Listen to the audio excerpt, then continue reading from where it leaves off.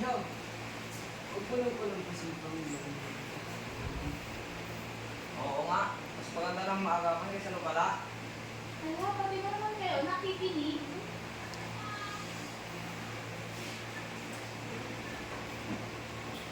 Ana de la Cruz. Kaya mo ang susunod. Nurse Lisa, pakisamahan mo. Tara, Ana, relax ka lang. Mabait si Doktora.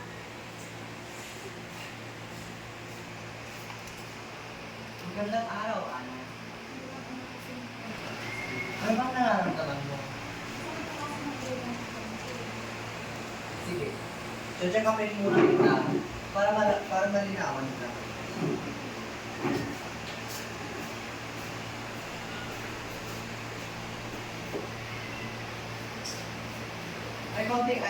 May konting infection ka, Ana. Uminom ka ng maraming tubig, mabuti at check up ka.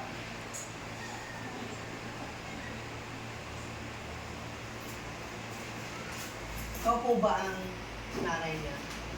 Oo, Doktora. Alagaan mo po muna si Ana hanggang gumaling siya.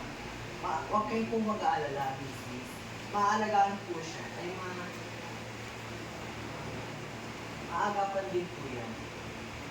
Basta iwas-iwas muna sa mga street food. Sa mga milk tea.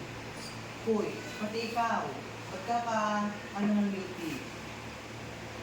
Iwas-iwas muna sa mga street food para maging healthy kayo. Kita mo na, Ana. Buti pumunta ka. Di ba? Sabi ko sa'yo, mas maganda ng maagapan kaysa nabala. Mag-ingat kayo sa pag-uwi.